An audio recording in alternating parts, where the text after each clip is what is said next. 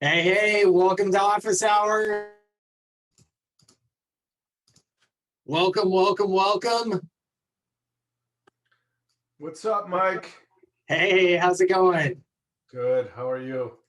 I'm great, thank you. Happy Friday. Happy same to you, man. Weather's finally starting to turn here a little, not quite at San Diego level. Where are you at? Suburbs of Chicago. Yeah. You still have some wildly roller coaster days in front of you, I'm sure. Yes. Yeah. So. Yeah, we are, we're in winter here, right? We get our days where you feel like you have to wear a hoodie all day versus just at night when you're near the beach. So I'm sure you're crying a river for me. But that's where we've been. But this next week, it's supposed to be up in the upper 70s for at least half the week. So I laugh when I'm in California. I see people wearing winter jackets when it's like 60 degrees out. You go here, you go to the grocery store in January and people are wearing shorts. Yep. You go soft when you come out here. I lived in winter my whole life, and then I moved out here and I'm like, yeah, I don't need any of that. I can fly to winter. That's my policy now. All right, who's got a question? How can I help you guys? Thank you for being here, by the way. Thank you so much. You can unmute and talk about anything you want to talk about, or you can chat in, whatever's best for you. Hey, Mike, it's Bart. I got a real quick question. Yeah, go for it, Bart. Can you hear me? This morning I asked you a question on ConvertKit and why you use it in addition to Go High Level until they kind of ramp up that part of their quiver. Can you show me an example or explain kind of the short fallings of Go High Level and why you're using ConvertKit in whatever manner you use it in, just so I know as an example? Yeah, absolutely. Sure. So yeah, I use, it's pretty funny. I currently use Drip, ConvertKit, MailChimp, and HighLevel. So I've got a pretty good understanding of all of the major systems and how they work. And Drip and ConvertKit, I use at a pretty high volume. Well, MailChimp too. I mean, MailChimp, I send, a newsletter to 20,000+ people every week. ConvertKit is actually my smallest audience, which is a few thousand right now. And then Drip is, a big audience. And that's where I do all of my marketing email for Digital Marketing Lab. So all of the marketing email comes from that. And what all three of those systems are good at is doing mass blasts, so I need to send out a broadcast to a whole ton of people. And then what Drip and ConvertKit are both very good at, that MailChimp is not necessarily focused on, but Drip and ConvertKit are both designed as well to be automation systems where I can outline an entire workflow of things that need to happen, just like HighLevel has rolled out recently, where I want to have a visual workflow and I can say somebody comes in here, they click on this link, they do that thing, they buy this product, then I want to move them around and send them different campaigns based on that, okay? So that is where HighLevel is going. But HighLevel right now, if I just jump into my screen and I can show you quickly the handful of things that are big, big misses right now to allow me to be able to replace those other systems with this, is if you go into email, there's just a major kind of goof up here. And actually, let me go into my here. So if I were to create or want to use one of these templates, say, I could, and I can just grab that and go with it. But obviously, it's got placeholders for the logos and things like that, right? So what I would want to do is create my branded version of one of these templates so that I could then just easily send out my email with my logo and all that stuff in it, right? So when I do that, I can create this, I can take this, I can replace my logo and all that stuff to make it mine, you know, put my color scheme in there, whatever I want to do to make it mine. But then when I save that, it doesn't actually save as a template. So when I go back here to create my next email, that template won't be here. It doesn't actually save as a template. It's just an email that I've created here. So the answer is, well, Mike, you could just clone that email and use that then, you know, because there's a clone button right here. So I could, and that's absolutely right. But then if you're sending emails in volume like I am, or, you know, using the email system to its full capacity with workflows and campaigns and things, what's going to happen here is you're going to end up with this massive amount of emails. Every time you send an email, right, it's going to be in here. And so what's missing then is there's no search capability, there's no folders, there's no nothing. So I end up with this big weird mess of you know, email history here without an easy way to grab my emails and use my emails. So that's one thing. The builder itself is actually really, really nice. They've done a fantastic job with this builder. So it's actually very nice. So when they fix these things that I'm talking about, it's going to be great. This builder is great, but it's not there yet. So now if I then go, okay, well, I want to use, you know, some emails in, I want to use some emails in my campaigns over here. And I want to use these designed emails that I've come up with so I can make some nice emails. So I go over here and I say, okay, in this campaign, I want to add an email in here. And so I do that. I come in here. Now you can see it's got this pick email template. So I could pick an email template here that I've created, but now look, I can't edit it. There. Well, I can't edit this now. There's no way to edit it. So now what that means is in order to pick a template and use it, I will have to have created the exact email that I want to go out the door in another part of the system, save it, have a name for it so that I can identify it, so that when I come back to these campaigns, I can know exactly what it is and pick it, right? And so in order to do that, as we discussed, you got to have some search capability, you got to have some naming capability, all that type of stuff to be able to easily find these things, or I'm just going to have a huge amount of emails that I'm going to have some way of finding them and using them and knowing that they're just right for where I'm using them, rather than being able to pull up this template. So this isn't really a template now, it's a set email. Rather than, what I should be able to do is pull up the template and be able to edit it, right? Like, hey, let me make some, you know, some edits to this so that it fits in perfectly into this campaign. But I can't do that. Versus, like, I'll show you real quick how easy ConvertKit makes something like that. If I go into, let's just go into one of my automated workflows here. Okay, and let's see here. This one's only got 3 subscribers, so if I screw anything up. And you can see here, I've got this email campaign right here in my workflow. And so I pull this up, and here is my email, and I can edit it, right? I can also add an email right here, and now have a second email in this campaign that's in this workflow, and edit it.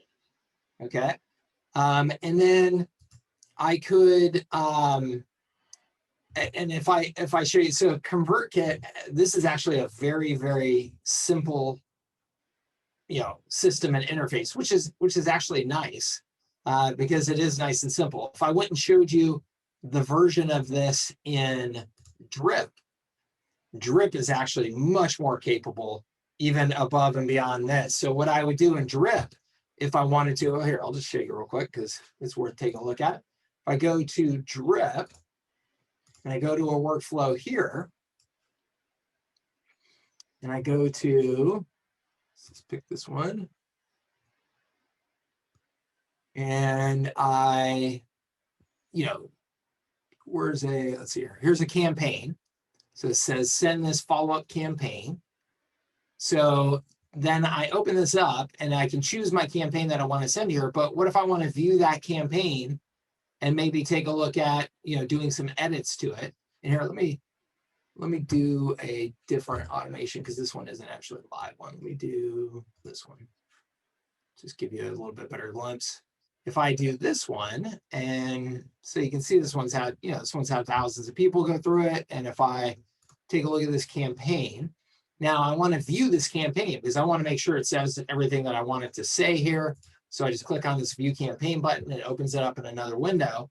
And I got my emails here. I can go in here and I can edit each of these emails. But now let's say I want to add an email to this campaign. I do this. Now look, it gives me these options of builders. And let's say I pick this builder. Now it's going to give me options of templates that I could use as starting points, right? Because there's templates, and it actually does even better than just templates. It says templates, which I don't have any in this template library, recently edited. So here's some emails that you sent before. Maybe you just want to grab one of those and use it because, it was a good email and you want to use it again, or pre-designed from them to help me get a good start. So there's all these different options, but any of these options, if I pick it, then I can just go right in here and use it and edit it in that workflow now. And now it's, now it's an email that's live in that workflow.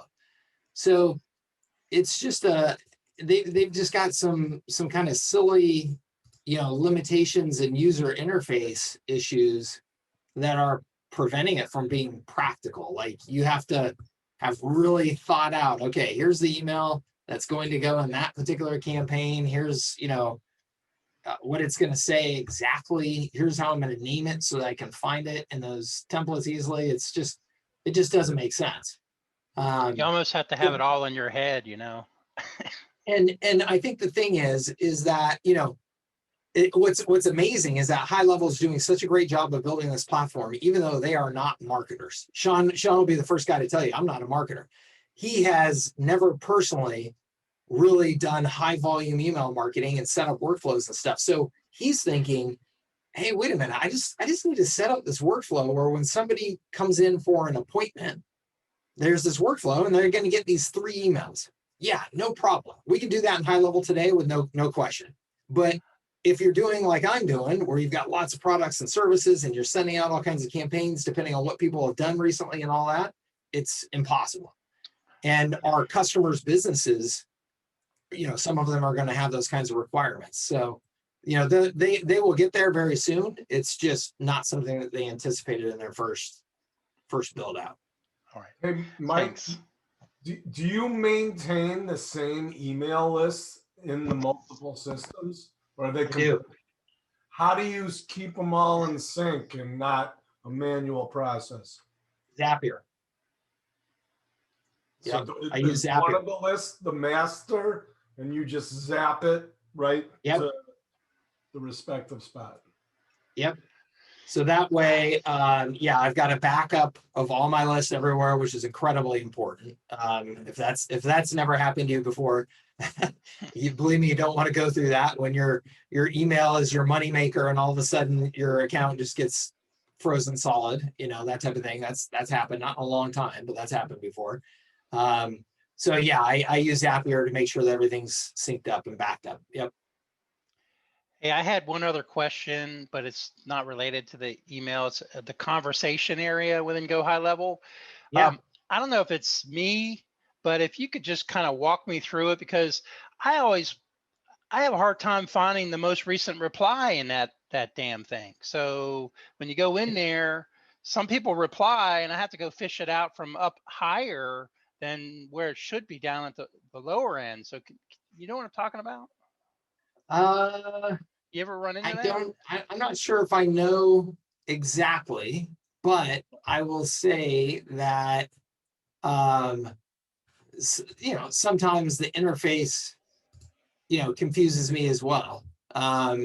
So I don't know that it's specifically what you're referring to, but I definitely, I don't know if you saw, I just put a video before this call into I was starting to watch that. I didn't get a chance to watch it yet. So maybe you're going to cover that. So I can show you here real quick. This is what has always confused me about the conversations here is, so right here, I was testing to myself yesterday, sending to my personal email address because I was confused about how these threads work. And I was on the phone with the email developer for HighLevel yesterday. And so I was giving him all my feedback, and I asked him, I was like, hey, well, what's up with this? Because this is really weird. So if I send an email from here to my contact, then I pop open that, send email, I put in my subject, and I send it. So the first thing that was weird about this to me is when I go in here and I type, you can see here that the font size is different than my signature font size. So my emails would go out the door with these funky differences in font size. So I always have to make sure and, highlight the whole thing and then make sure that it's, all the same font, right? So do 12, do back to 11. Okay, now it's all 11 fonts. So that's a relatively minor thing, but I was sending out emails to people with goofy font sizes and goofy font differences as well. I was having the email would go out and it would look here in this system, it would look like it went out with a totally different font than I wanted it to, and with mismatching fonts. And I was like, oh my gosh, like this is a mess. So I was testing to myself yesterday, and you can see here, if I show you this thread, I was testing myself, and there is this thread. You can see the font was goofy. Let's see if I can fix that. And so I did, I tested the font and fixed the font. And when you do that, it looks just fine. But this whole threading interface, I thought I think is goofy. It's weird. It's not easy to see. Yeah. And then the thing that had been stumping me forever, and I had given up on this quite some time ago because I thought it was a bug, or it was a bug with the way my browser was handling it or whatever.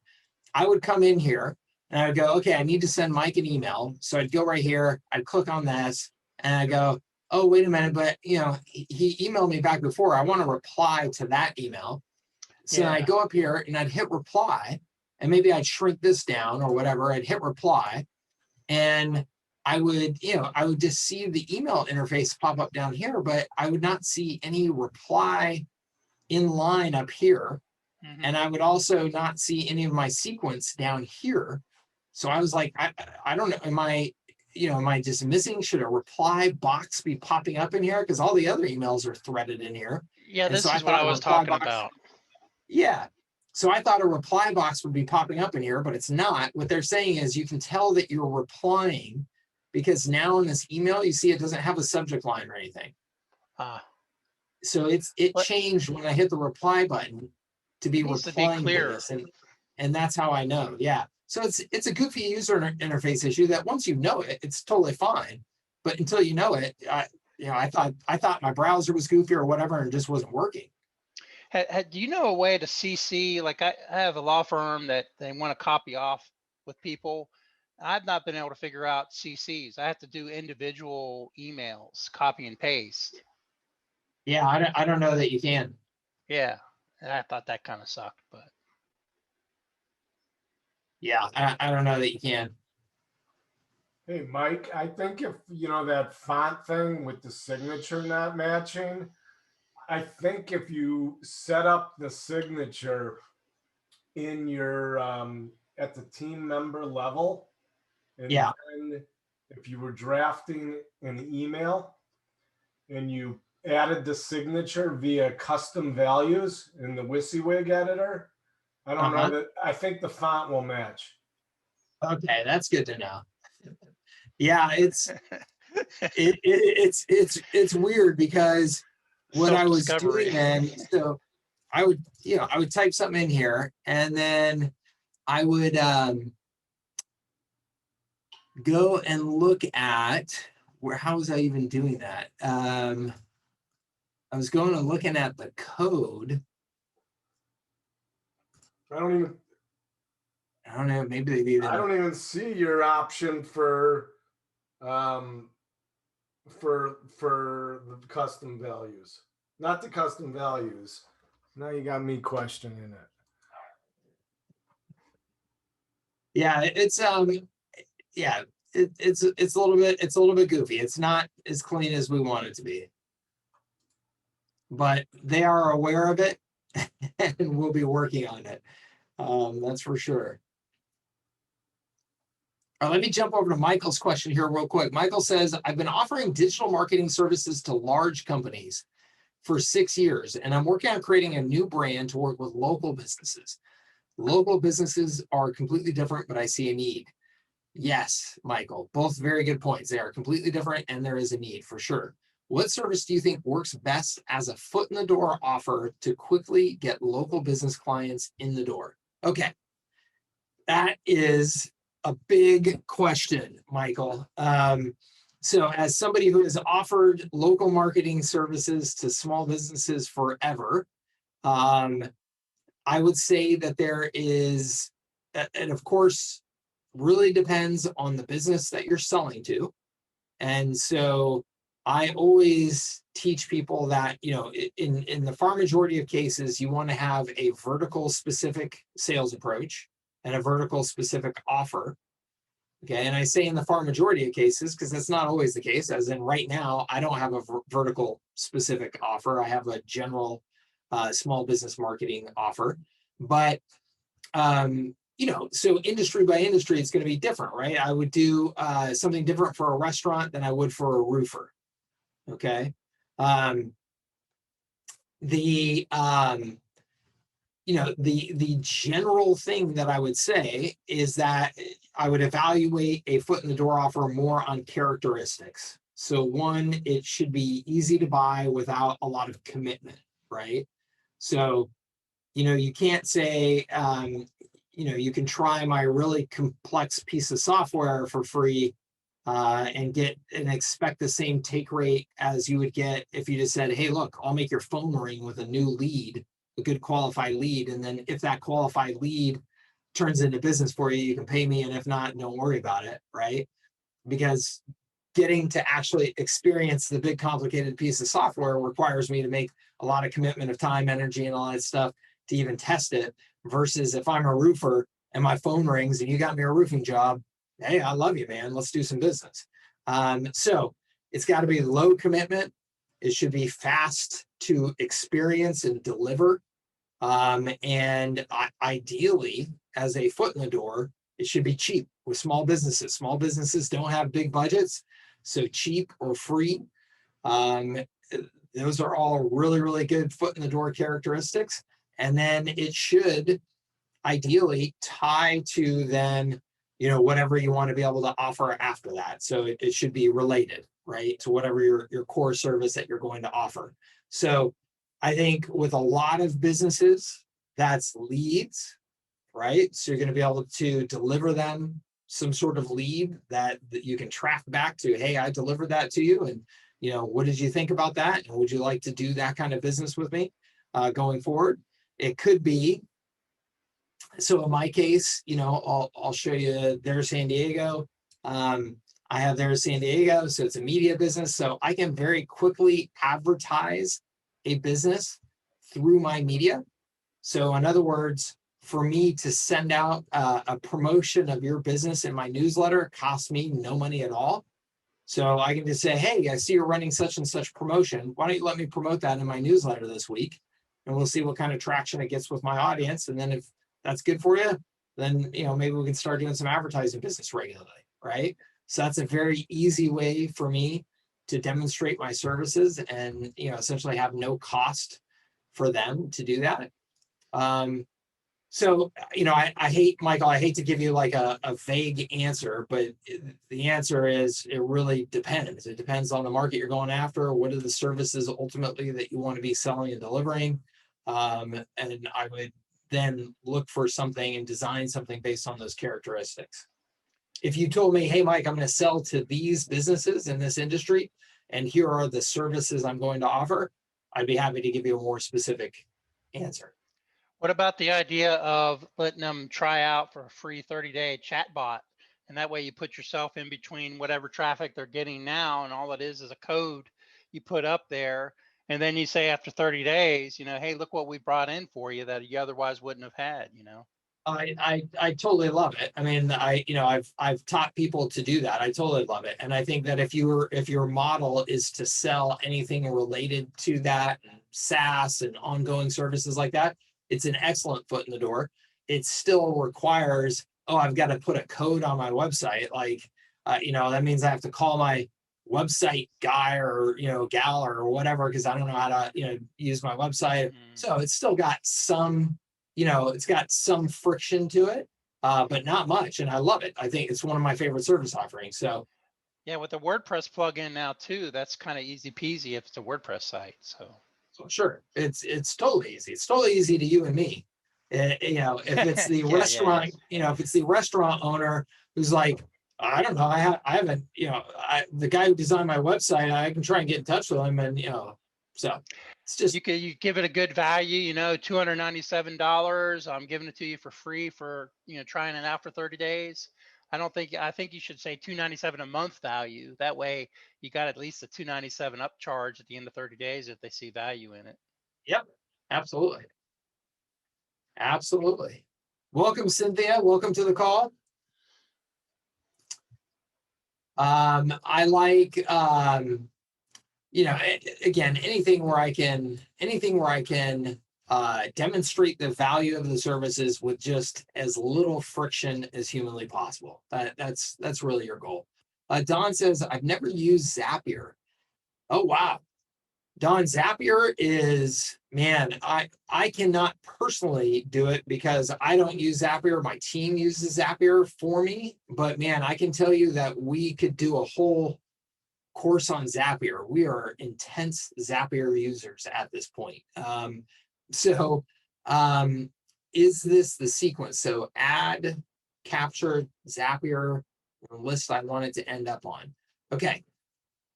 So let me do my best here to, I think, articulate the way that we do things. Okay. So Sarah says, I've never used Zapier and I've been paying for it. I'm about to cancel. So it's a wonderfully useful tool. It really is. I mean, it is I think it's one of the coolest tools out there, and a crazy profitable business because it really has become a utility that is stitching together, the apps running on the internet. But so what we do with Zapier primarily, I'll give you an example here. If you go and buy a product from me, you are buying from ThriveCart. Okay, you're buying from ThriveCart. That's what I use for my e-commerce or my checkout. Okay, so when you buy from ThriveCart, I put a little tag on you. I use tags in all of my systems. I only use tag-based systems. So I put a tag on you that says this person purchased this product. Okay. Zapier sees that tag get created, and I have a rule in Zapier that says when you see that tag get created, you take that person's contact information and you take that tag and you send it to these other systems. You send it to Drip, you send it to ConvertKit, you send it to HighLevel. Okay. And then when you get it to those systems, if that person doesn't exist yet, then create a new record. If that person does exist, then just update the existing record. Okay.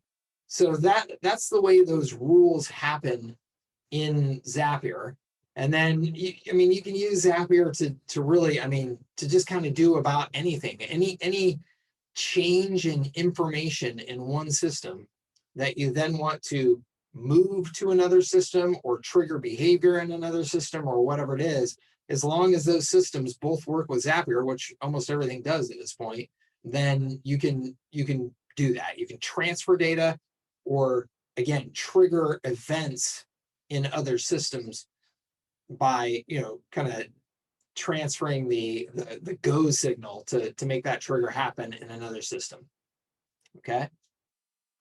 So yeah, we've actually talked about putting together a Zapier course. Maybe we'll do that here.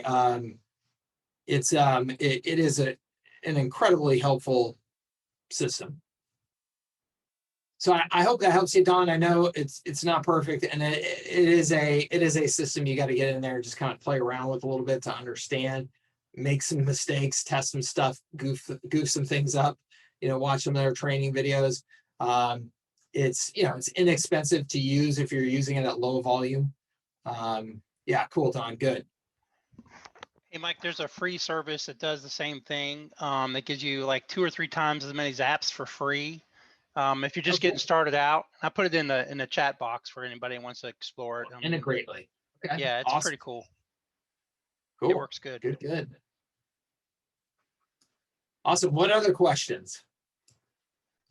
What other questions you guys got? Fire away.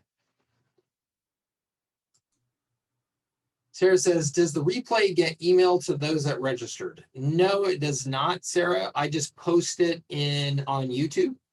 I post it on my YouTube channel. And we are hit or miss on whether or not we mail them out as part of our newsletter each week. And it really just depends on, sometimes these videos stink and we don't upload them to YouTube.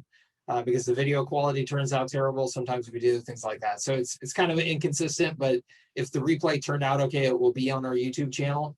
And of course, I would love everybody would go and, subscribe to our YouTube channel. Let me share it and show you real quick. And we just go here to my channel. Hey everybody, it's Mike. I know that there is a fancier URL to be able to send to you, but this one is the one I'm at right now, and I believe that will get you there. And yeah, certainly would love for you to come and subscribe to it. And then if you look at the playlist, you would see it. So click on the playlist right here, and you will see that I've got an office hours playlist right here. So we put them up right there. Okay.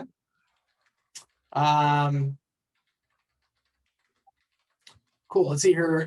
Vic says, is HighLevel WhiteLable mobile app worth it? I just feel they didn't charge $500 a month for it. Yeah, so they have to charge for it, I think, because of the fees of it being in the Apple Store, Vic. So you will literally have your own app in the Apple Store, is my understanding, which is why there's so much cost associated with it. So is it worth it? That's really up to you to be able to say. If you're really concerned about the branding of the app and being able to offer, and that's an important part of the value proposition of your service, then I think it's $500 a month is not a huge amount of money if you get a decent customer base using it, right? So yeah, I don't know, Vic. I mean, you'd have to ask them about why it's 500 versus anything else. I'm not 100% sure. But like I said, that's really kind of up to you to answer based on your business model. So Sarah says, is there training videos on how to implement your snapshot? I think I missed it. If not, can you go over it? Okay. Well, I can go over it. I can't possibly do it all just in this call here, because it's a little more there's a little more to it than that. But what I can tell you is that I have a lot of snapshots. So it depends on what snapshot you're referring to. If you are referring to, here, hold on 1 second. If you are referring to my snapshot for the R4 sales system. Oh, you have the newsletter one? Okay, so same thing here, Sarah. So let me just log in here real quick. If you're talking about the newsletter one, it works exactly the same as the R4 sales system. So let me get into it, and I will share my screen here and show you. Right, let me get back to Zoom and share my screen.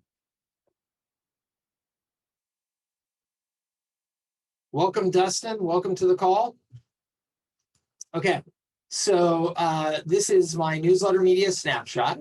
Okay. And so Sarah, you would have, so if you have not actually downloaded the snapshot yet, when you're logged into HighLevel, you would click on my snapshot link, and then it would, walk you through a little process of saying, hey, do you want to add this, to your account and add everything in it and all that good stuff. And, you'd go through and say, yes, yes, yes, and have everything downloaded into your account.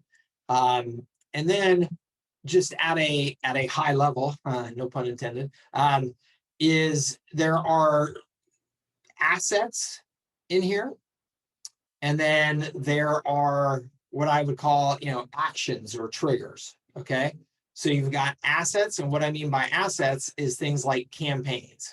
So when you download the snapshot, you're going to have all of these campaigns included. Okay, media prospecting campaigns, main sales funnel campaigns, giveaway campaigns. Okay, and then you're also going to have other assets, like you're going to have the funnel itself. Okay, so you're going to have this funnel with these pages that are designed for you and all of the steps in the funnel. You're going to have the triggers, as I said. So these triggers are what create the automations in the system. And then you're going to have the other major thing to show you here is you're going to have custom values. So you're going to have a bunch of custom values that I've created for you. These are dynamic fields that you can take this custom value and put it like as an email, and it will automatically pull whatever data you've populated here where this X is into those emails in the future that have this custom value in there. Okay. So if this is all Greek to you, because you're just getting new to HighLevel, which I could understand it would be Greek, then you're going to have to go through the basics of understanding HighLevel before you really understand how to use the snapshot. But that all being said, all of those things that I just showed you are all connected. They all work together.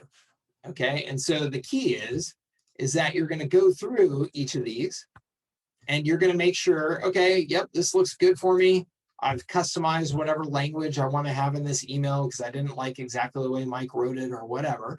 And then you're going to take this from draft and turn it to published. Okay.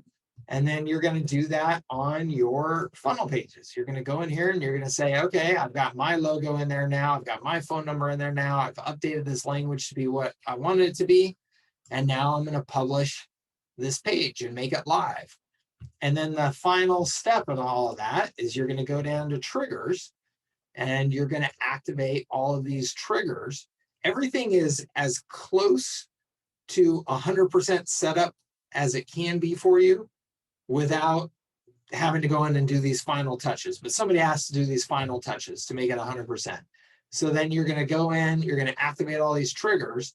When you do that, you will have a live system up and running that, of course, you're going to want to test, and you're going to want to make sure you understand how it works and all that good stuff. But it will be a live system that is up and running, and it's a fully, developed sales process and all that good stuff. So that is roughly at a very, again, high level, how you activate it and use it, Sarah. But I have an agency sales funnel bootcamp that I do. And in that bootcamp, the entire objective of the bootcamp is to take these snapshots and bring them to life and make sure you understand what you need to customize, how it works, how you use it. That's what those boot camps are for. The boot camps are 30 days of full support, but I get you through how to set up, activate, and use this whole thing just in the first week, and really just in the first couple, handful of days. And then the rest of that time is really meant just to support you, to help you with anything that you need help with.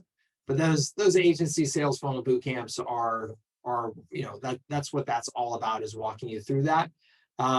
There is training inside of the Services That Scale Mastermind. If you're a member of that, then there is training in there on how to set up and use HighLevel as well.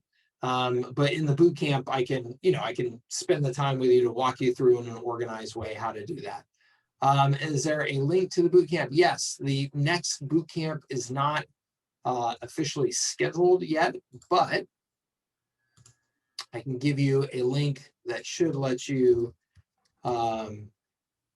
still, see the offer and invest in the offer. And then when the boot camp starts, you'll be essentially added to the boot camp because you invested in it. So there it is right there. That again, that page is probably outdated, probably got a timer that says it's already expired and all that stuff because that was from the last launch of the boot camp. So I'm just, letting you know that, but it's still a live buy button. If you were to go and buy it, you would be again in the next boot camp when it happens, which I usually am running one of those, every month at this point, just to make sure that people have the help that they need to get those going.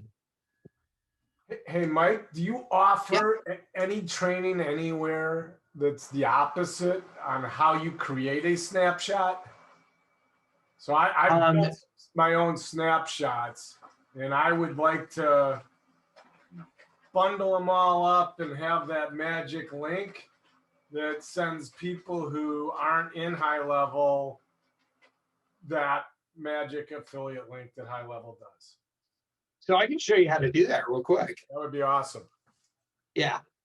Yeah, we don't need a whole training program for that here. Let me show you. So I'm in HighLevel. If I go to my agency view, okay. So I'm in the agency view here, and then I go to settings and I go to account snapshot. Okay. And then I've got this button here that says create new snapshot. Okay. So I create new snapshot. I give it a name, test. I choose the account that I want to use to base that snapshot on. So whatever account that you built that's got it set up the way you want. Okay. And then I just do save, and that will create the snapshot. Okay. And then to share the snapshot, just come right over here. It says share. And then you just get the link. You get the permanent link if you want to give a link that will be floating out there for, for months, and anybody who clicks on it will be able to get the snapshot, but it will be a HighLevel, they'll have to sign up for HighLevel to get it if they're not a HighLevel member. Or you can do an email share link, and that's a temporary link that will only work one time for the person that you're sending it to. So that way your snapshot can't get, stolen as easily. Does that make sense? I would have paid you $97 for that lesson. Well, PayPal, Mike at Digital Marketing. So you're all set? Yeah, we're good, man. That was perfect. Cool. So if I have something, I should, I guess, really build it in an account that's clean. It doesn't transfer contacts. It's just the campaigns, the triggers, the trigger links. That's exactly right. That's exactly right. So that kind of strategy around all of that, I will be doing in the Services That Scale Mastermind soon as HighLevel gets a little more of this SaaS rollout done, because I know a lot of people then will be using that functionality a lot in their service delivery. So there will be some training on that coming up where I'll get more in depth in the strategy, because I've certainly learned a lot of lessons in building snapshots and giving them to you guys. If you look at my first snapshot, it's a total mess compared to the snapshots that I deliver to you guys now, because I've just learned a lot about, you want to create a separate account. You want to have that account set up, just keeping in mind every step of the way that this needs to be able to be used by anybody. So you gotta make everything as generic and based on custom values, ideally, as you can, so that then you can just go fill out the custom values and everything will be populated properly, right? So that's the real genius of the system. And you just want to make sure and take full advantage of that when you build these out and deliver them. awesome. Thank you. You bet. Welcome. Let's see here. Who was that? Enrique? Welcome, welcome. Who else has got a question? How can I help? I have another one if nobody wants to go. All right. So I see you, and you're offering internet marketers, a low priced offer to get their, so they get to know Mike for $10 or whatever, right? Yep. Does that kind of offer work in, for the real world small businesses, or do they not bite on that kind of stuff like internet marketers do? No, I mean, they work. It totally it just totally depends on the offer and the market, right? So I think what's really important to understand is that not every small business is looking to buy information, right? They're not always looking to buy information and training. So, but every small business wants to buy something on the cheap. So if you can offer them value and do it at a low price, small businesses will take you up on it. So again, just keep in mind, it's not always information that they want to buy. So it may be a product, it may be a service, it may be just a deal, so Groupon, was so powerful, right? Because they just offered deals, just like, hey, just get something, cheap. And small business owners are human beings, so they respond to things just like anybody else, and they are oftentimes very cheap, and so they like deals and special offers. So, but I can tell you, so Jeff, I mean, some of the most valuable things that have worked for me to sell to small businesses throughout my career are information, trainings and things like that, particularly training. Webinars and live training have been a huge part of my sales success for, the last 15 years. So even before a lot of the, fancy internet stuff was as available as it is today. And then you use that training, of course, to provide value and build rapport and build your position as an expert, and then introduce whatever you're going to sell after that. So today, you see it happening with webinars and information products all day long if you're in this market. But for most small businesses, they don't see that all day long like we see that. And so getting invited to, some sort of beneficial training program or something like that can help them, whether that's online or that's in person. I've done a lot of in-person events in my career, inviting business owners to lunch and learns and inviting them to networking parties and things like that has always been very, very successful for me. So, those low priced or free offers, they absolutely work.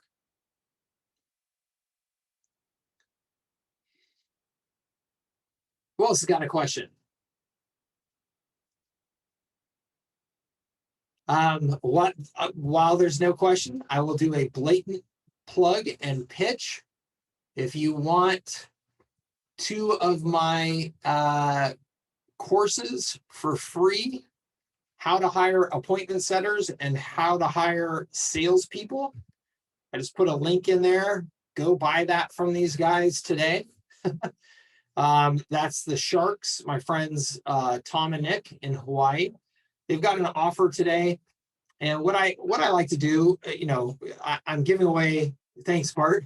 I'm giving away 2 very valuable courses to help promote their offer. Of course, I get an affiliate commission. The affiliate commission I get is not anywhere near what these courses are worth, but they are sharing a prospecting strategy for agencies that is super simple, super smart. It involves having an appointment setter work for you, and doing it in a way, absolutely, Jeff, thank you.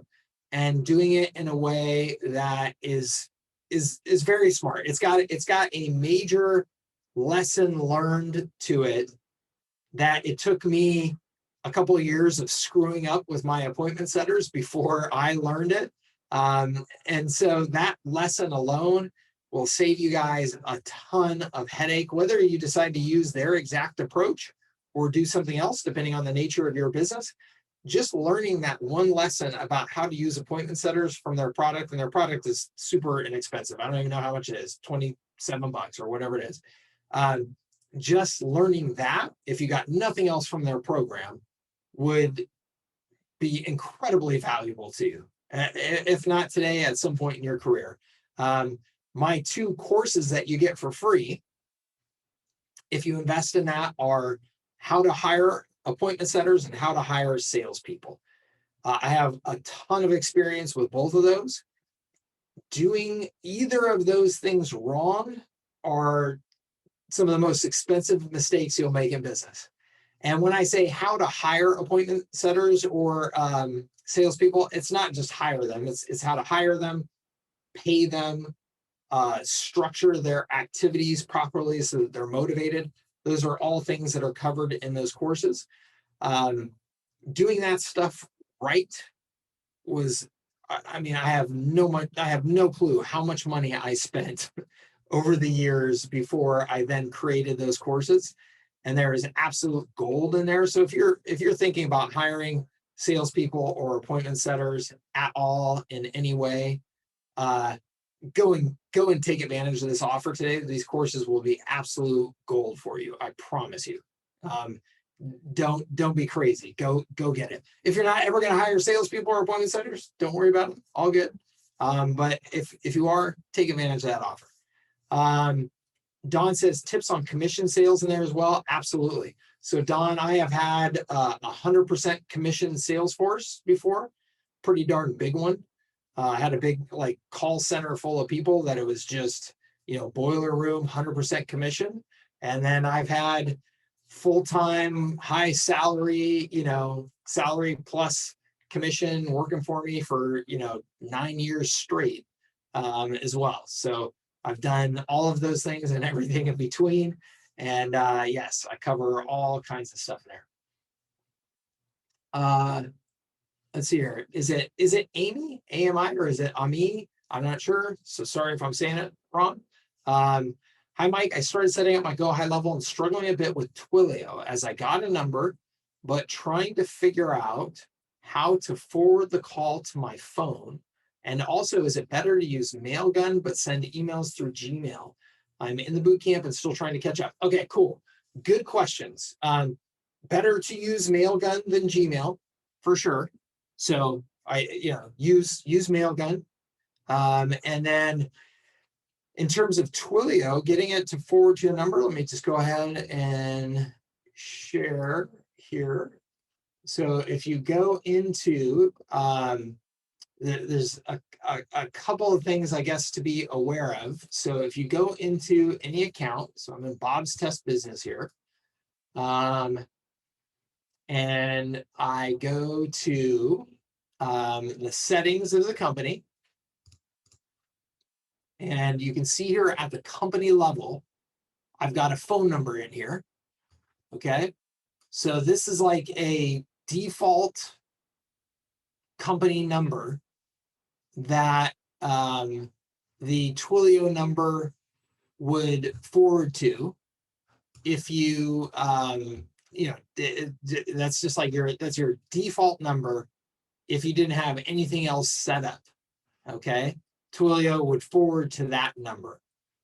All right, but then on the actual users, so if I go to an actual, if I go to a user here, okay, so I set up Mike Cooch as a user in the system, and I go in here, then I can go here, where is it? And I can put a phone number in here as well. And this would be the forwarding number for this individual. Okay, so there's multiple layers of how you set up call routing in the system. And that's the thing to really be aware of, is you have multiple levels of it. And what I would tell you to do is go here to HighLevel's YouTube channel. This is where I go if I can't find something that I need. And I would search for phone routing.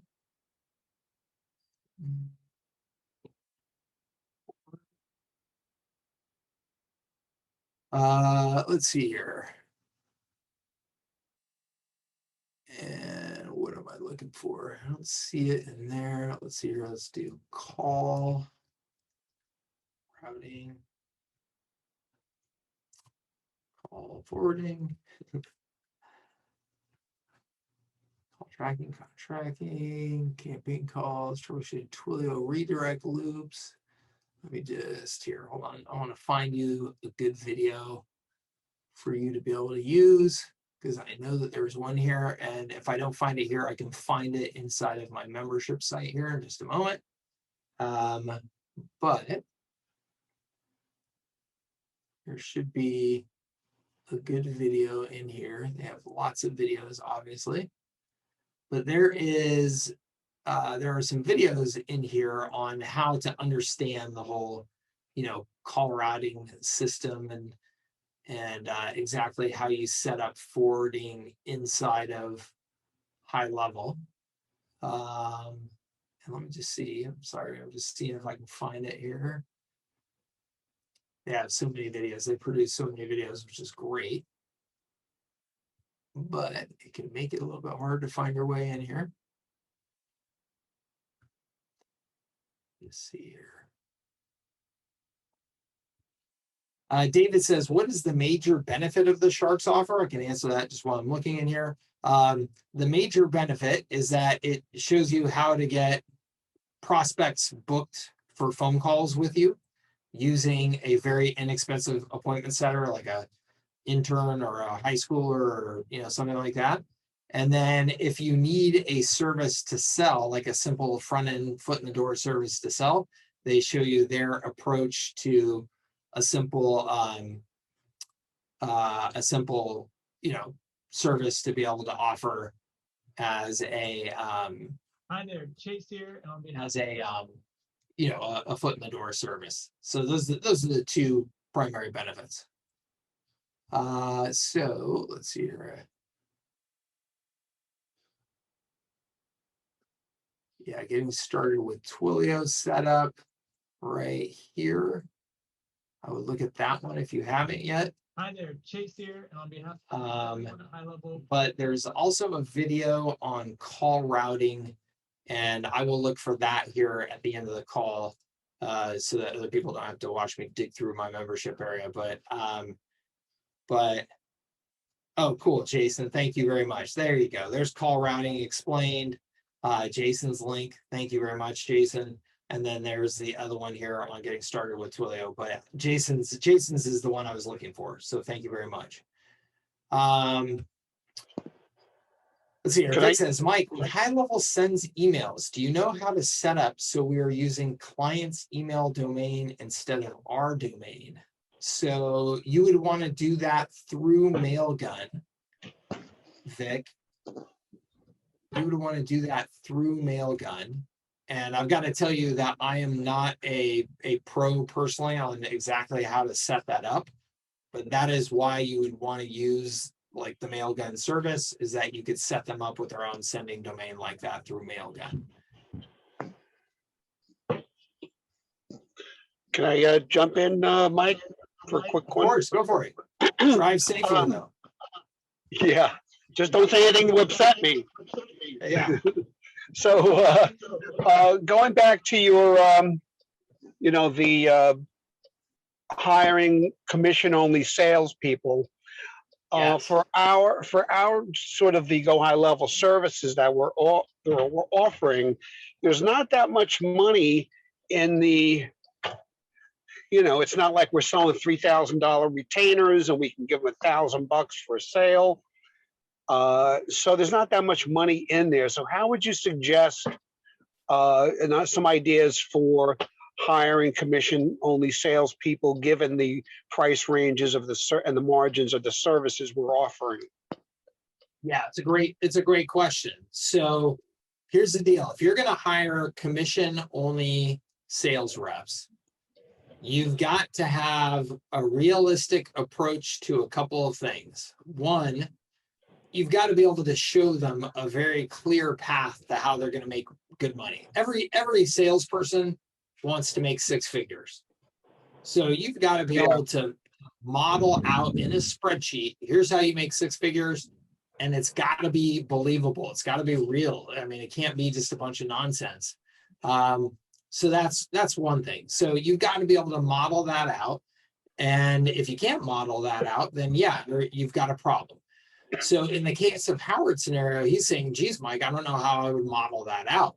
So there's a couple things that you would do. So one, again, the other major thing to be realistic about with commission-only sales reps is that when they get that first deal, you got to be able to put some money in their pocket, right? It can't be, oh, I signed up Howard's $297 plan. It took me a month to close that deal, and now I just made $150 in commission, right? They will be gone that day. They will be so deflated that they will be gone that day.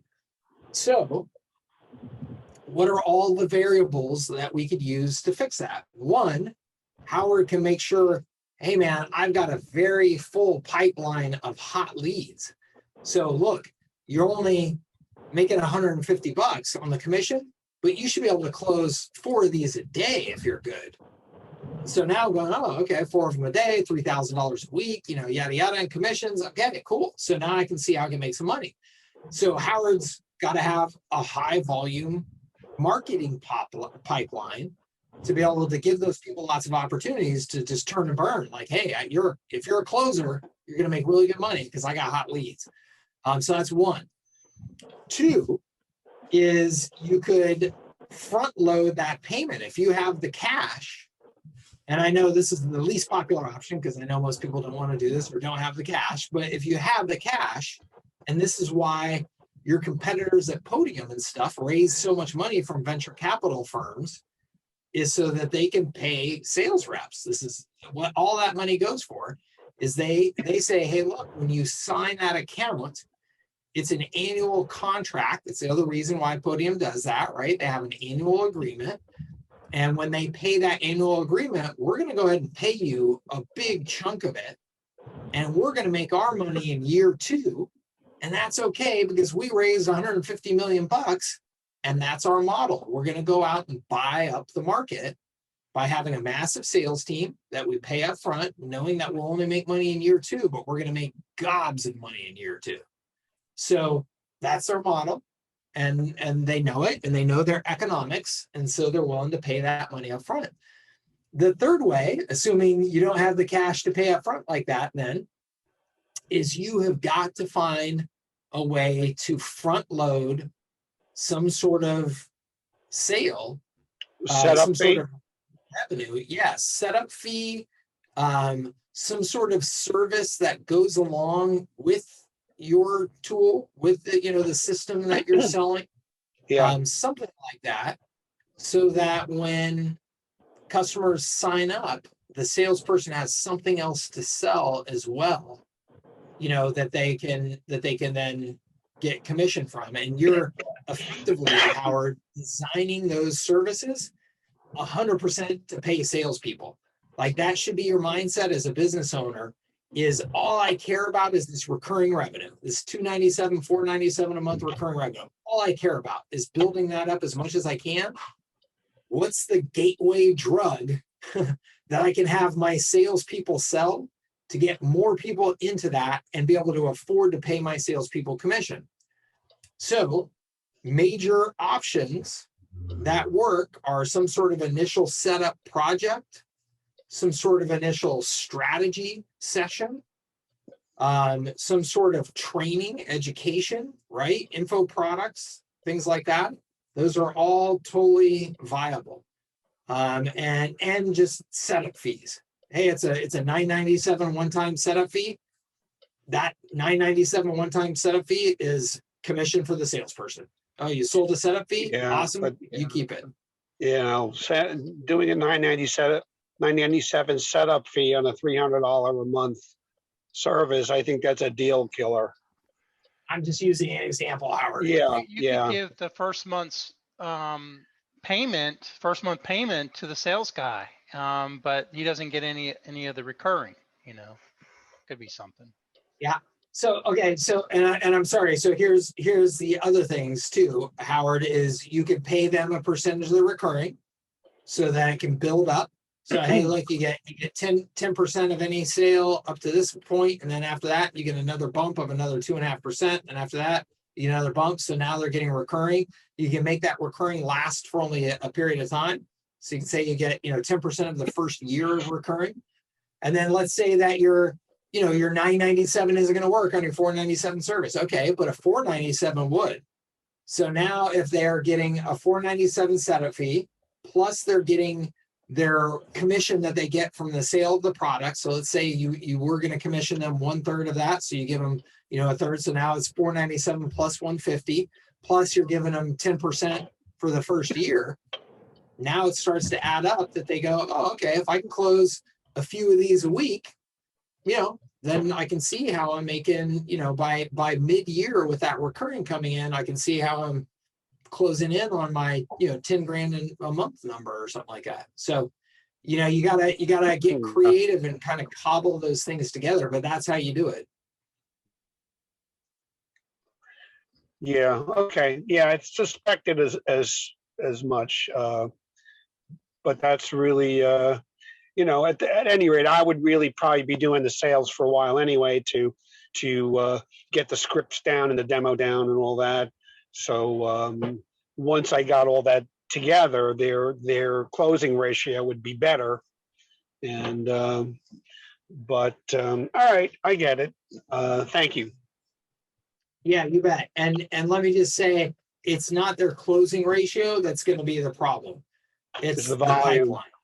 Yeah. The pipeline is always the challenge in this business. It's not the closing ratio. It's development of the pipeline.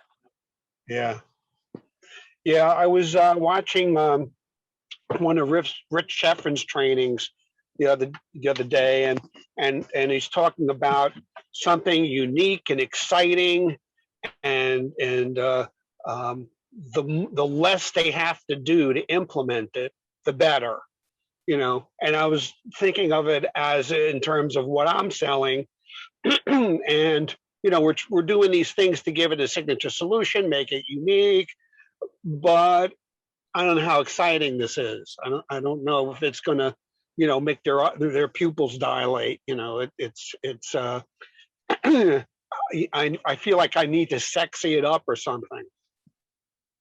Well, I mean, look, the reality is you're only going to sexy up your services so much. I mean, it's reality. So look at, the master of this over the last handful of years is Russell Brunson. He is the absolute master of selling people something sexy on the front end to then get them into the software at ultra high volume and have it all paid for by that upfront initial sales and marketing process. I mean, he has done it like nobody else has done it. So that's the master of it. So, the sexiness that he has created is, one, whether you call them sexy or not, but the books, people buy books. It's a great front end offer that normal business people think books are a legitimate offer, right? They just do. So if they see a book for sale, that a book is a legitimate thing. So books work. And then he puts them obviously into a training and free trial. And of course, sells all of the amazing benefits of all the bonus trainings and things like that you're going to get if you continue to use the software. And so, that's as sexy as you can, that's as sexy as you can make it pretty much. So, but the perceived value of a book is like $10-20. It's not, and trainings, it sounds like work. If they got to go through hours of trainings, it's work. It would be what would be sexy to them would be like, all right, just sign here, and then I'm going to hand you 10 jobs that are already booked. Now that's exciting for, you know, a home services guy, but that, you know, goes beyond, I mean, you could, if you add lead gen in the pile, you can get almost there. You know, you can get to the appointment books stage, but you can't sell it as good as they can sell it because they know the, you know, the ins and outs and the nuances of their business. So it sort of stops there. You know, we can deliver them the appointment, you know, but that's about it. I mean, that's where it's got to stop. And as we talked about earlier, the lead gen is like, it's a can of worms. So it's sort of, I'm in the gap, and, you know, I'm just going to have to come up with some ways to make that sexy. Yeah, the sexiest thing I found, Howard, in that situation that worked for me the best was a new website. So we're going to give you a big, beautiful new website that would normally cost you 10 grand if you went out and hired somebody to do it. And we're going to give that to you at no additional cost when you sign up, you know, today. So that's what I did in the IT services space. That's how I signed hundreds of customers in a single month. Was, hey, look, you sign up in the month of January, we're doing free websites, you know, for everybody. And that, you know, that was literally hundreds of customers signing up in a month. So, because most of these guys, you know, most small businesses still have terrible websites. They're a mess, they're ineffective, and they go out and talk to website designers, and it's this proposal process, and it's, you know, somewhere between 7,000 and 15,000, depending on if you want round corners or not, and yada, yada. And so when you say, yeah, look, here's the website, we'll build it for you for free as part of our service. Let me show you examples. You know, they're beautiful, they're real, they're designed to sell. They've got all the functionality that you need in them. That was the sexiest thing that we were able to offer to move the needle really, really quickly. I would imagine you had to have a minimum term on a contract basis. No, just do a website. Yeah. You know, home remodelers, they tend to have nice websites, and as med spas do. I mean, you know, some of the home services like HVAC or roofers, you know, it could be varies. But remodelers understand that, you know, they're dealing in a design-based business. They, you know, people will make a judgment on their website. So most of those guys have good websites. So I don't know, you know, I mean, I could certainly test what they tend not to have, though, Howard, is websites that actually do anything. So they may look pretty, but they don't sell. So if you can say, hey, look, what your website is missing is capabilities. And so what we can do is rebuild this website so it's going to look almost exactly the same. We'll put all the same imagery up there for you, but it's actually going to be a website that sells because it's got these tools, these campaigns, everything integrated into it. That's a difference. So, you know, you gotta know your market, obviously, and figure out what pitch is going to work. But those are, in my experience, you know, those are sexy pitches, and about as sexy as you're going to get it. Yeah. All right. Okay, Mike. Thanks, man. You bet. Michael says, is there a good system to track what commission goes to salesperson every month? Yeah, Michael, there are systems out there to do that for sure. I honestly could not tell you the name of one of them today. You know, I would just start where you are, just with good old Googling and stuff. But there are definitely systems out there that do that for sure. All right, gang, one more question. We're an hour and 15 minutes into it. I got to wrap. I'm heading out skiing for the weekend, so I've got to get a move on. But if there's one more question, I will gladly field it. And thank you to everybody. Sarah says, can you mention the differences between the Newsletter Snapshot and the R4 Sales Snapshot? Do I need both to sell to local businesses? Sure. So the R4 Snapshot is meant to be more of a consultative selling snapshot, and it's meant to represent on the funnel pages. It represents you more as an expert providing, expert services, agency services, where there is some sort of expertise that is going to be used to deliver a service to your business. The media snapshot follows almost the exact same sales structure and all that type of stuff, but the design and the content of the campaigns and the template pages and things like that are representing you more of as a media business where somebody is signing up for an advertising product. It's not an expert-based product or service. It's an advertising product. Reach our audience, pay $397. We send a newsletter blast out for you. So those are the key differences. And then what tool do you use to scrape data of local businesses and software? I don't use any tool to scrape anything, Sarah. I used to do that type of thing. I don't do any of that anymore. I run ads to get people into my funnels. It's, to me, much more the preferable way to go about it. But I'm sure other people here can tell you scrapers. I know David Sprague has a scraper. I know just about everybody has a scraper at this point. But I don't know if there's actually there's one in the HighLevel group. Sarah, if you go and ask in the HighLevel group, there is one that I know that people are kind of, I feel like they've kind of rallied around and said that this one's the best. So I would ask that question there. I'm not 100% on the name of it. Okay. And then when does the boot camp end? If you're referring to, yeah, you bet, Vic, if you're referring to the agency sales funnel bootcamp, there's one that just wrapped up recently, just ended. The next one will start here probably in the next, yeah, Bart says D3 lead. That's right. The next one will probably start here in the next couple of weeks. And then it's a 30-day live, support period where I'm doing calls. Okay.